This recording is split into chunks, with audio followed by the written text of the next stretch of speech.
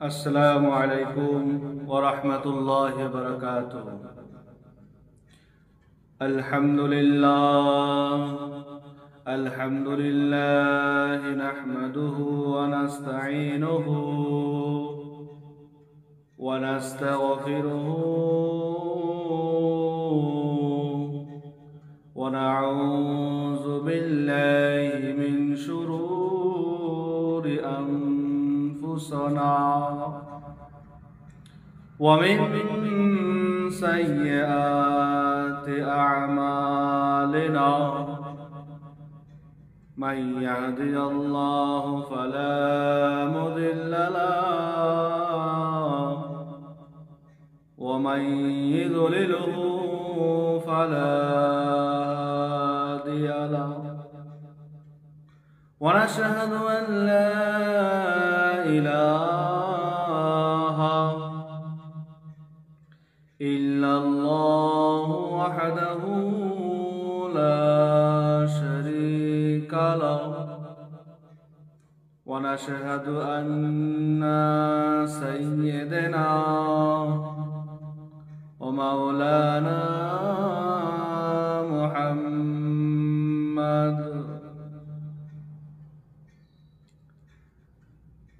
وقال الله تعالى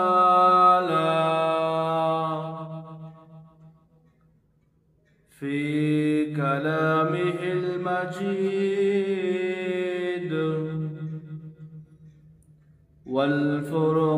والفرقان الحميد: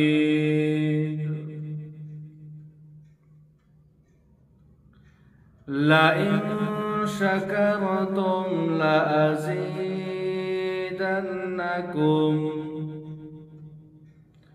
ولئن كفرتم إن عذابي لشديد. وقال النبي صلى الله عليه وسلم: الدنيا سجن للمؤمنين وجنة للكافرين.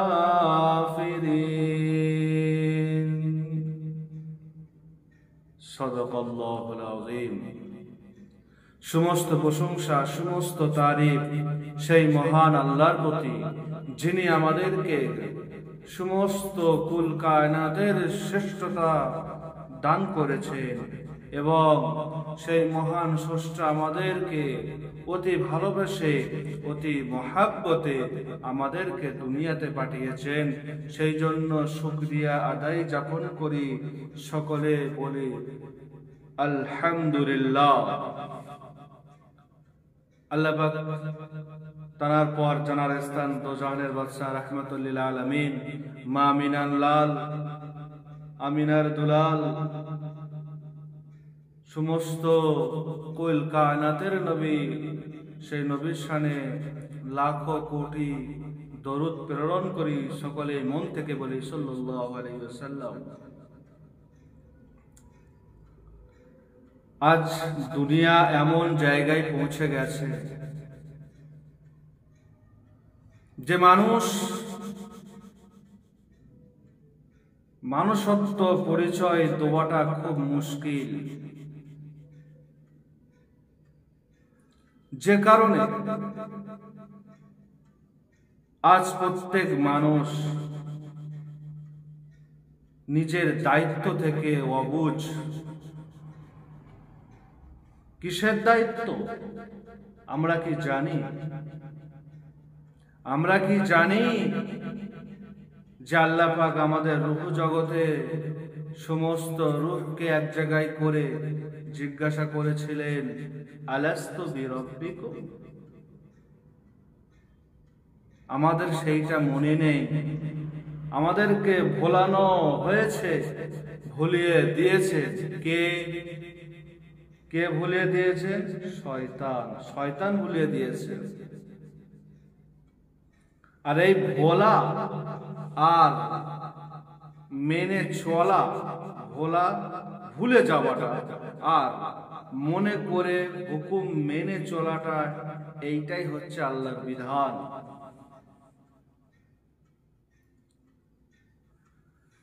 ও আমার ইমানদার ভাই বোনেরা, আল্লাহ পাক যখন সমস্ত রূহকে সৃষ্টি করলেন, সমস্ত রূহকে সৃষ্টি করার পরে একত্রিত ময়দানে এক জায়গায় জড়ো করলেন। জড়ো করে দেওয়ার পরে আল্লাহ পাক প্রত্যেক রূহকে প্রশ্ন করলেন, জিজ্ঞাসা করলেন, আমার বান্দার রূহ, তোমাদের কি তোমাদের প্রভুকে, তুমি তোমাদের প্রভুকে, তোমরা এই প্রশ্নের উত্তর দাও আমাকে।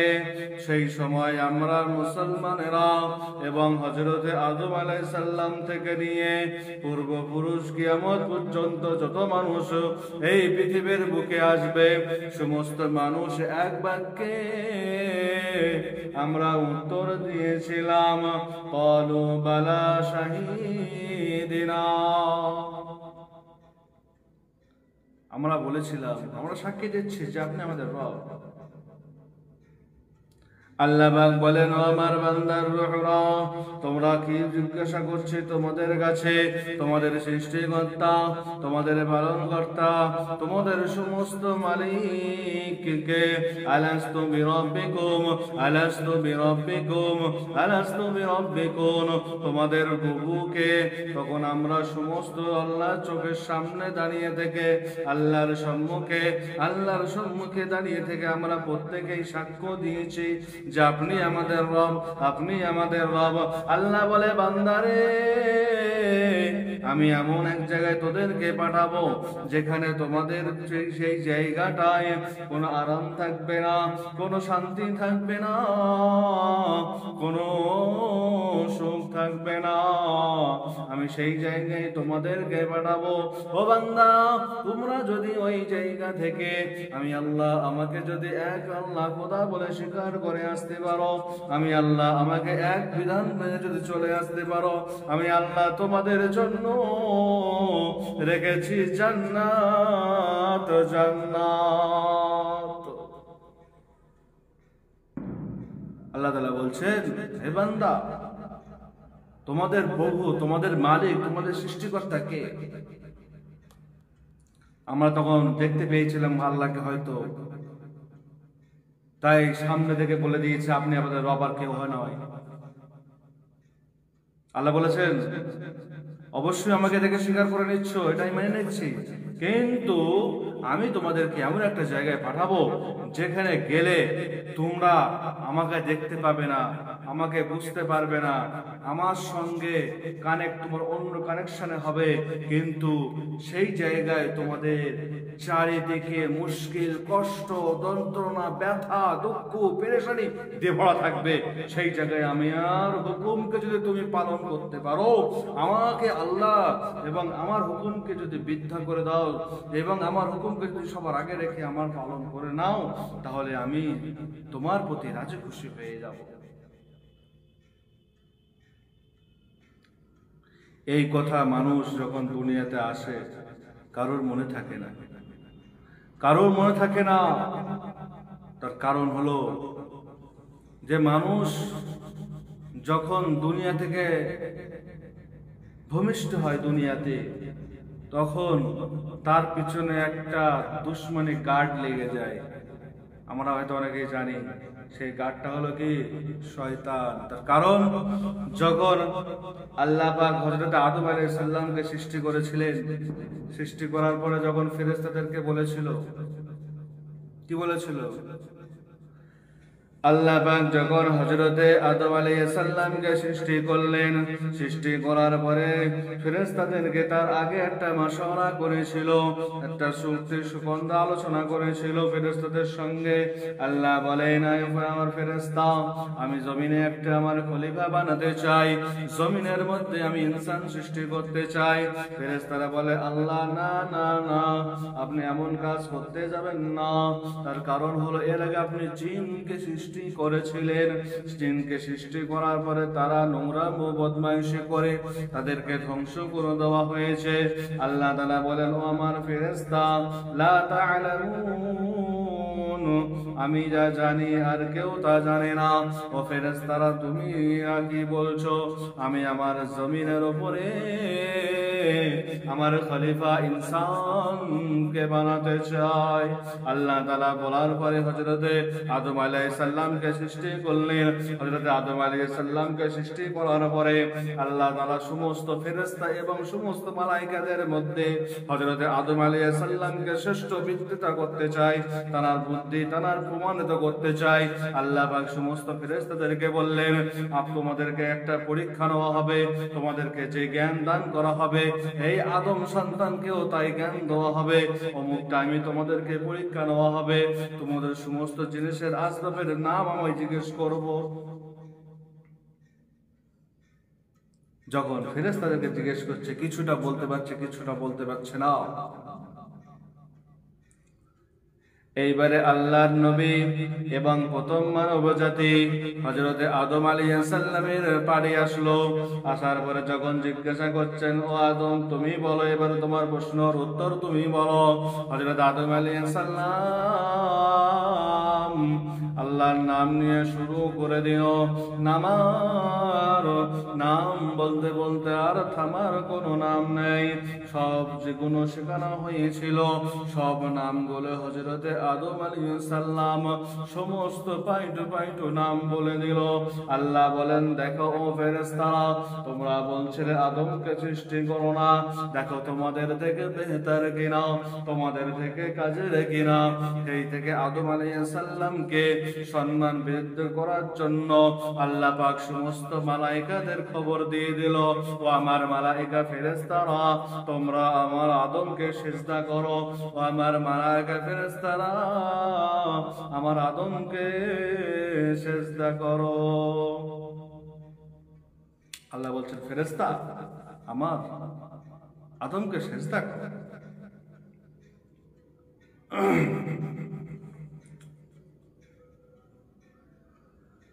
যখন এই কথা বলার পর সমস্ত ফেরেশতারা আল্লাহর হুকুম কথা শুনে আল্লাহর হুকুমের কথা মেনে নিয়ে আদমের সামনে সিজদায় নত হয়ে গেল। কিন্তু ইল্লা ইবলিস, ইবলিস কিন্তু নত হলো না, ইবলিস কিন্তু সিজদায় হলো না, ইবলিস কিন্তু আদমের সামনে ঝুঁকলো না। তার কারণ হলো, সে আল্লাহ তাআলাকে জ্ঞানের যুক্তি দেখালো। হে আল্লাহ, তুমি তো আদমকে সৃষ্টি করেছো মাটির তৈরি, হে আল্লাহ আমি তো আগুন, আমি তো আগুন দিয়ে তৈরি। আগুনের সিফাত হলো সে উপরের দিকে যাবে, আর মাটির সিফাত হলো সে নিচের দিকে আসবে। হে আল্লাহ, তুমি কি করে জানবে, তুমি কি করে বুঝবে, হে আল্লাহ তুমি কি করে এটা মেনে নেবে যে আগুন আর মাটি কি করে এক হয়? আল্লাহ এটা কি করে সম্ভব? শয়তান বলছে, আল্লাহ এটা কি করে সম্ভব? মাটি তো নিচের দিকে যায় আর আগুন তো উপরের দিকে ওঠে। আল্লাহ, আমি তো আগুনের সৃষ্টি, আদম তো মাটির সৃষ্টি, তাহলে মাটি আদমের দিকে নিচের দিকে হবে, কিন্তু আমি তো, আমার জাত, আমার অভ্যাস তো নয় যে নিচের দিকে যাবে। কিন্তু আল্লাহ পাক অসম্ভবকে সম্ভব করতে পারেন। আল্লাহ পাকের কোন শক্তি কমি আছে? কুন ফায়াকুন, আল্লাহ বলবে হয়ে যাও, হয়ে যাবে, চাই সম্ভব চাই অসম্ভব। তো আল্লাহ পাকের এই নাফরমানিটা পছন্দ হলো না। আল্লাহ পাক বললেন, বেরিয়ে যা আমার জান্নাত থেকে, আমার চোখের সামনে থেকে বেরিয়ে যা আমার জান্নাত থেকে। তো যাবার সময় শয়তান আল্লাহ তাআলার কাছে গিয়ে বলছেন, আল্লাহ তোমার ইবাদত করলাম, ফেরেশতাদের সর্দার হলাম, এত কিছু আমাকে দান করেছো, কিন্তু এখন একটা ভুল করেছি তোমার কাছে, আদমকে সেজদা দেইনি, যার জন্য তুমি আমাকে বিতাড়িত করে দিলে। উখরুজ মিনাশ শাইতান, বেরিয়ে যা আমার সামনে থেকে। তখন শয়তান বলল, আল্লাহ আপনি তো আমাকে শয়তান রূপান্তরিত করে দিয়েছেন। ওগো আল্লাহ, পৃথিবীতে জমিনে আমাকে পাঠালেন এই আদমের জন্য, এই আদমকে সেজদা করিনি বলে আপনি আমাকে শয়তান নিবন্ধিত করেছেন। এই আদমকে সেজদা করিনি বলে আমার জান্নাত থেকে বের হয়ে যেতে হলো। আল্লাহ, আমি চাই আপনি আমাকে এমন একটা শক্তি দান করবেন, আপনি চাই আমাকে একটা এমন ক্ষমতা দান করবেন যে আমি যেন আপনার বান্দার শিরায় শিরায়, মনের শিরার মধ্যে চলতে পারি, এমন আমাকে ক্ষমতা দান করবেন। আল্লাহ তাআলা বলেন, ও শয়তান, তোর যেটা মন চাই তুই সেটা কর। তারপরে শয়তান বলল, আল্লাহ আমাকে তো দুনিয়ার জমিনে পাঠিয়ে দেবেন, কিন্তু সেখানে গিয়ে আমার পরনে পরিধান কি করব? ভালো করে মন দিয়ে শুনি, কথাগুলো খুব কিমতি। শয়তান আল্লাহ পাককে বললেন, আল্লাহ দুনিয়াতে তুমি আমাকে পাঠিয়ে দেবে, সেই দুনিয়াতে যাবার পরে আমার পরনের মধ্যে কি পরন হবে? আল্লাহ তাআলা বলেন, ও শয়তান তুই শুনে রেখে দে, আমার যে সমস্ত বান্দা বান্দিরা রাতের বেলা ঘুমানোর পূর্বে যখন কোনো কাপড় পরিবর্তন করবে, সেই কাপড় পরিবর্তন করার সময় যদি বিসমিল্লাহ আমার আল্লাহ, আমি হুকুম আমার আল্লাহ, এই আল্লাহর হুকুম ছাড়া যদি কেউ, বিসমিল্লাহ ছাড়া, দোয়া পড়ে ছাড়া যদি কেউ সেই জামা যেখানেই রাখবে, সেই জামাটা তুই পড়তে পারবি। আল্লাহ বলছেন, যে বান্দা রাতের পরিশ্রম সারাদিন করার পর রাতে যখন বিশ্রাম নেবে, সেই বান্দা যখন তার লেবাস খুলে রেখে দেবার সময় যদি আমি আল্লাহ আমার হুকুম অনুযায়ী যদি না হয়, তাহলে সেই জামা তুই পড়তে পারবি। শয়তান বলে, আল্লাহ তাআলা, ওগো আমার আল্লাহ, জামা কাপড় পরা তো হয়ে গেল, সারাদিন যখন পরিশ্রম করে তোমার বান্দাদেরকে ধোঁকা দেব, তোমার বান্দাদেরকে যখন জাহান্নামের দিকে ঠেলে ঠেলে দিব, রাত পোহালে তো আমার শরীরটা ক্লান্ত হয়ে পড়বে। ওগো আল্লাহ, আমি রাত হয়ে গেলে আমার খাওয়া দাওয়া কি হবে? আল্লাহ তাআলা তখন বলেন, শয়তান তুমি জেনে রেখে দাও, যে সমস্ত বাড়িতে আমার বান্দা বান্দিরা আমার হুকুম ছাড়া প্রবেশ করবে, সেই বাড়িটা তুমি আরামদায়ক করতে পারবে। আর আল্লাহ তাআলা আরামদায়ক করার জন্য এক জায়গায় শুতে হবে, সেই শোবার জায়গা বিছানাটা কি করে আমি বুঝবো? সেই বিছানাটা কি করে আমি পাবো?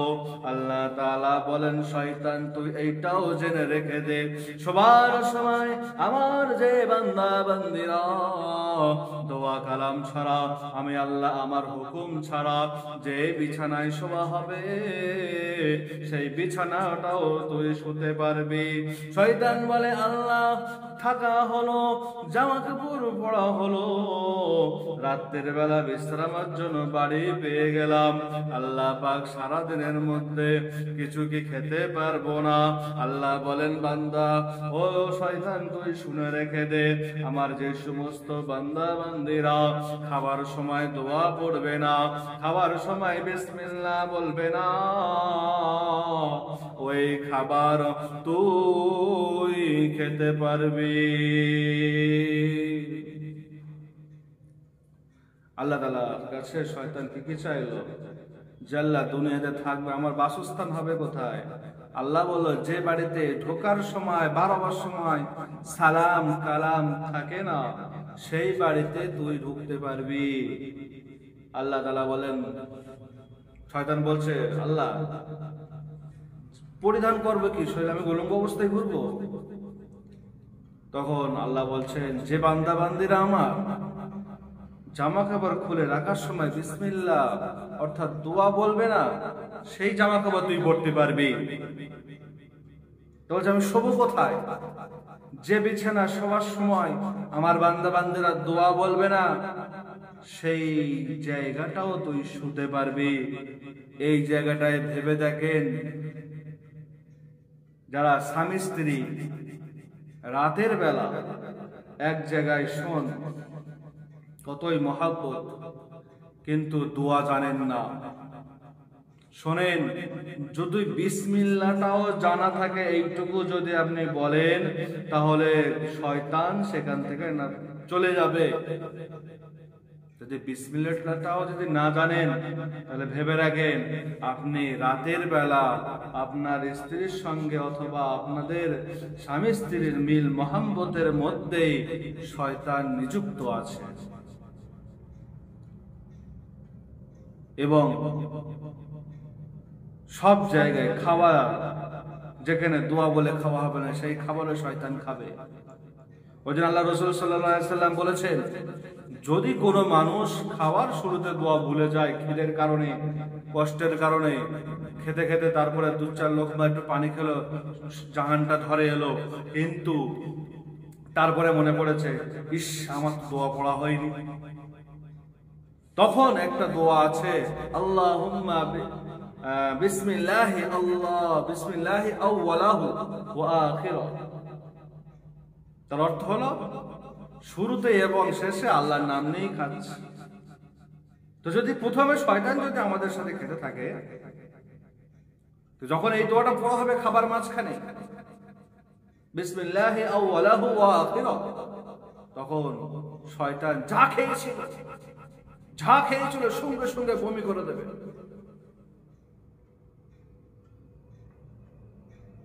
দোয়া পড়ার কারণে। তো আল্লাহ তাআলা আমাদেরকে এই দুনিয়াতে সমস্ত কায়নাত, সমস্ত আসবাব গুলো আমাদেরকে নিয়ামত হিসেবে পাঠিয়েছেন, বানিয়েছেন মানুষের জন্য, কোন জীবজন্তুর জন্য নয়। আল্লাহ তাআলা পৃথিবীর যতটা মখলুক আছে একে অপরের উপরে নির্ভর। সেই জন্য আল্লাহ তাআলা বলেন, লাইন শাকারতুম লাযিদান্নাকুম ওয়া লাইন কাফারতুম ইন্না আযাবি লাশাদীদ। যে বান্দা আমার নিয়ামতকে অস্বীকার করলো, আমি আমার নিয়ামতকে যে শুকরিয়া করবে, তার নিয়ামতকে আমি বাড়িয়ে দেব। আর যে বান্দা আমার নিয়ামতকে শুকরিয়া করবে না, তার নিয়ামতকে কমিয়ে নেব এবং তাকে আমি আযাবের মধ্যে গ্রেফতার করব। সেই জন্য আমরা দুনিয়াতে এসেছি কেন, কি কারণে পাঠিয়েছে, একবার নিজের চোখ বন্ধ করে জিজ্ঞাসা করো। মানুষ কাকে বলে? মানুষের অস্তিত্ব কি? এই হাত আছে, এই হাতের অস্তিত্ব কি? তার মানে হলো যে তুমি বস্তুটা কি বস্তু, তুমি মানুষ। এই মানুষ রূপান্তরিত নাম হয়েছে, কিন্তু এই নামের কাজ, তুমি তোমার নিজের সন্তানদেরকে নাম রাখো, যখন জন্ম হয়, ভূমিষ্ঠ হয়, মসজিদে গিয়ে, মাদ্রাসায় গিয়ে, বা গ্রামে কোনো আলেম ওলামা হাফেজ সাহেব হুজুর থাকলে, হুজুর আমার মেয়ে হয়েছে, সুন্দর দেখে একটা বরকতীয় নাম দেখো, হুজুর আমার ছেলে হয়েছে, খুব ভালো নাম দেখে একটা নাম দেখো। কিসের জন্য নাম রাখা হয়? যাতে তার সুন্দর জীবন, তার অভ্যাসটাও সেই সুন্দর হয়। পিন্টু মিন্টু খুন্ডু ধুন্ডু যা থাকে, এগুলো তো চলতি ভাষায় তো নাম চলে আসে, এটা তো কোনো ব্যাপার না। কিন্তু আসল নাম সবার প্রত্যেকেরই থাকে অবশ্য, চলার মাধ্যমে বা অবসরের মধ্যে এইগুলো নাম চলে আসে, উঠে আসে, সেটার কোনো কারণ নাই। কারণটা হলো যে মানুষ আমাদেরকে, এই যে আমি কথা বলছি, আমার নিজের মধ্যে সঠিক কিনা সেটা আমি নিজেও জানি না, কিন্তু জাস্ট এই জন্যই কথাটা বলছি, যখন আমি আমার মনের থেকে কথাটা বার হবে, আমার দিলটাকে মনটাকে ঘষে ঘষে কথাটা বার হবে, যদি এই ঘষার মধ্যে থেকে যদি আমার ইমানটা তাজা হয়, আমার ইচ্ছে আর কি লাগবে। সেই জন্য তোমাদেরকে বলছি, নিজের ইমানকে তাজা করো, নিজের পৃথিবীতে আসার মকসদটা তুমি পুরো করো। হাসরের ময়দানে আল্লাহর সম্মুখে তোমার দাঁড়াতে হবে, নবীর সামনে তোমাকে দাঁড়াতে হবে। যেদিন পুরো পৃথিবীটা ইয়া নাফসি করে চিল্লাবে, একমাত্র আল্লাহর হাবিবই থাকবে যিনি তোমাকে সুপারিশ করে জান্নাতে নিক্ষেপ করবে, জান্নাতে দিয়ে দেবে। সেই মানুষের সামনে তুমি কিভাবে দাঁড়াবে? আর ফেরেশতারা বলবে, আল্লাহ রাসূল, আপনি যে মুজাহিদা, যে কষ্ট, যে পরিশ্রম, যে দুঃখ, যে বেদনা সবকিছু ত্যাগ করে দিয়ে যে দিনটাকে পৃথিবীর মধ্যে রেখে এসেছিলে, এই সমস্ত বান্দারা তোমার উম্মত উম্মতিরা তোমার দিনটাকে ঘটিয়েছে, সরিয়েছে, কেটেছে, লম্বা করেছে, চওড়া করেছে। আল্লাহ রাসূল বলবেন, আমার চোখের সামনে থেকে নিয়ে যাও, এই রকম উম্মত আমার দরকার নেই। আমি এদের জন্য রাতের অন্ধকারে কেঁদেছিলাম, আমি এদের জন্য বাপ মাকে হারিয়েছি, আমি এদের জন্য ওহদের মধ্যে দান দান শরীর করেছি, এদের জন্য তায়েফের মধ্যে আমার শরীর রক্তক্ষত করেছি। আর এই উম্মত আমার ভালোবাসাকে খেয়াল করলো না, এদের আমার চোখের সামনে থেকে নিয়ে যাও। একবার চিন্তা করে দেখেন, হাসরের ময়দানে তোমার বাপ তোমার সাথে হবে না, তোমার মা তোমার সাথে হবে না, তোমার ভাই তোমার সাথে হবে না, তোমার বেটি তোমার সাথে হবে না, তোমার মেয়ে তোমার সঙ্গে হবে না। সেই দিন সঙ্গে হবে একমাত্র জনাবে দো জাহানের বাদশা রাহমাতুল লিল আলামিন মা মিনার লাল আমিনার দুলাল। তিনি তোমার যদি সুপারিশ না করেন, তাহলে তোমার দুর্দশাটা কি হবে একবার চিন্তা করে দেখি।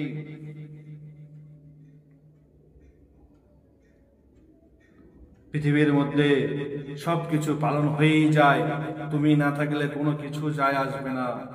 একবার চিন্তা করে দেখি, আমাদের পূর্বপুরুষরা তারা এক সময় এখানে চলাফেরা ঘোরাফেরা করছিলেন, কথা বলছিলেন, কিন্তু আজ তারা নেই, আজ তারা দুনিয়ার বুকে তারা নেই।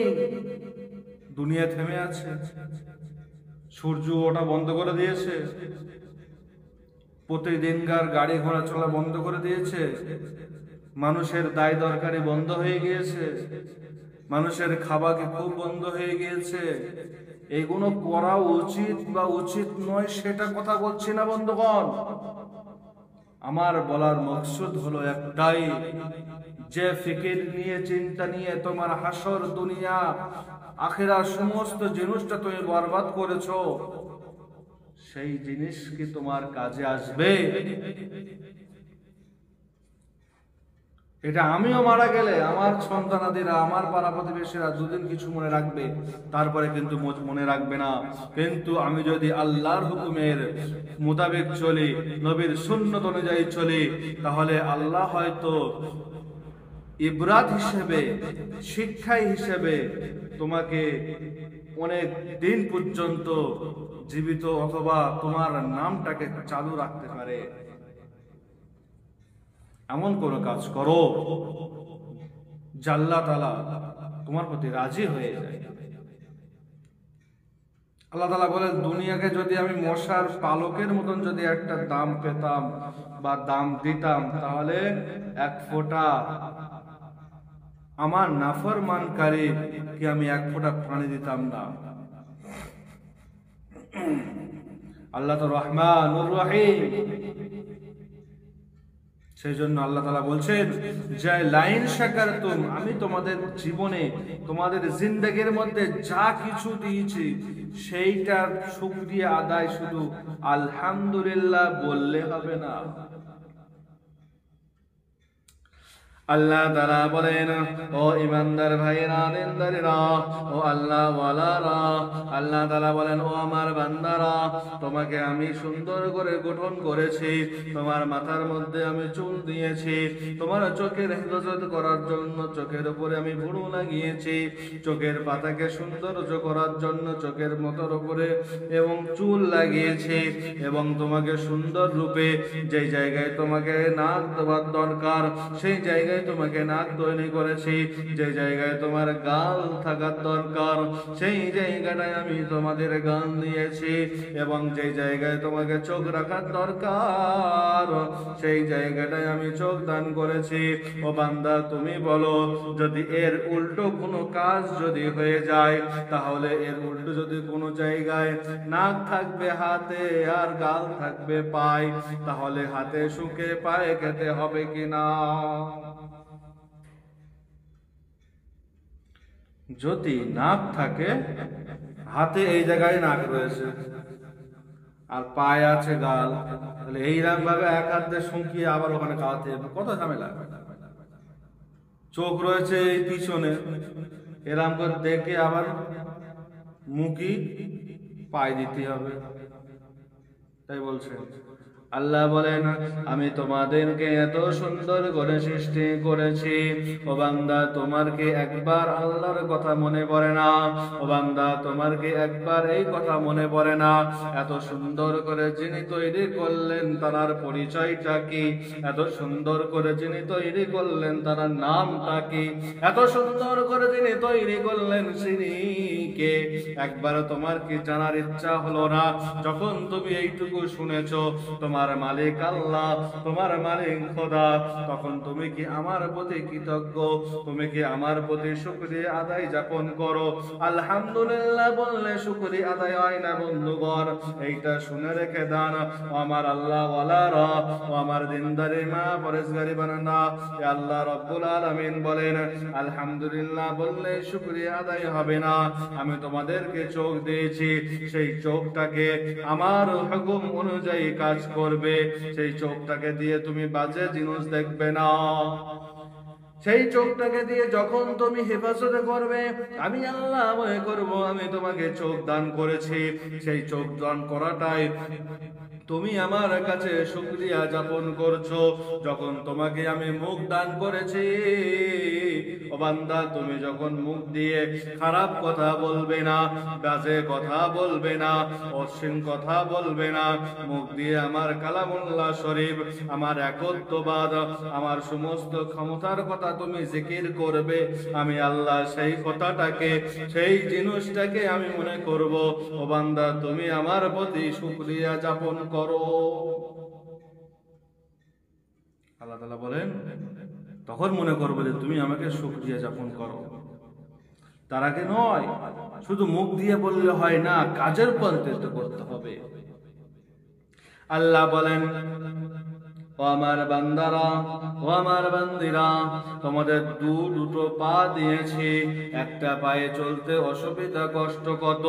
একবার যাদের একটা পা খোঁড়া, যাদের একটা পা নেই কো, তার কাছে গিয়ে দেখো কতটা অসহ্য, কতটা কষ্ট, কতটা দুঃখ বেদনা, তার কাছে গিয়ে একবার বুঝতে পারবে। তাই কিন্তু তোমাকে আমি দুটো পা দিয়েছি, আবার সুস্থ মোতাবেক দিয়েছি। ও বান্দা, তোমার পা দিয়েছি, আমার হুকুম মেনে আমার ঘরের দিকে আসবে, আমার দিনের দিকে হেঁটে হেঁটে আসবে, কিন্তু বান্দা তুমি এমন দিকে যাচ্ছ যেই দিকে আমি যেতে নিষেধ করেছি, যেই দিকে আমি যেতে মানা করেছি, সেই দিকে তুমি চলে যাচ্ছ। ও বান্দা, মনে রেখে দাও, ওইটা তোমার শুকরিয়া যাপন হলো না, শুকরিয়া হলো না। সেই জন্য আল্লাহ পাকের শুকরিয়া আদায় করার জন্য আমাদের শরীরে যত পার্টস, যত অঙ্গ প্রত্যঙ্গ আল্লাহ পাক দান করেছেন, সেই অঙ্গ প্রত্যঙ্গ দিয়ে আল্লাহ পাকের হুকুম মানতে হবে, চলতে হবে, করতে হবে, তারপরেই হবে আল্লাহর শুকরিয়া আদায়, কিনা ঠিক কিনা? আমরা দুনিয়াতে এসেছি, আমাদের মকসুদ বললে হবে না, আমাদেরকে ভুলিয়ে দেবে, আবার আমাদেরকে তাজকিরা, জিকির এবং মুজাকারা করে করে, একে অপরের সঙ্গে আলোচনা করে করে করে করে করে ভেসে রাখতে হবে। এই জায়গায় এবং প্রত্যেক জায়গায় এখন পাথর বাড়ি হচ্ছে, পাথর দিয়ে বাড়ির ডিজাইন করা হচ্ছে, মেঝে লাগানো হচ্ছে। পাথর যখন লাগানো হয় তার চেহারা রূপ আলাদা থাকে, আর যখন পাথর লাগানো হয়ে যায় তাকে ঘষা হয়। কি দিয়ে ঘষে জানেন? ওই পাথর দিয়েই ঘষে, অন্য কিছু নয়।